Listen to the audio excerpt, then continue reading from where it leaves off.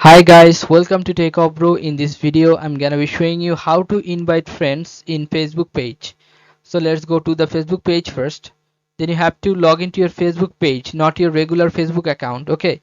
After that, you have to click on this your Facebook page name, which is top left corner. This one.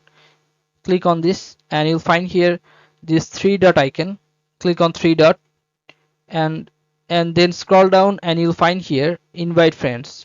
Choose invite friends from here, and you have to switch your account to invite friends. You have to switch account, click on switch, and it will switch to your normal Facebook account. Now you can see all of your Facebook friends, and if you want to invite them, choose the friend and click on send invites. After clicking send invites, your invitation from your page will be sent to that guy.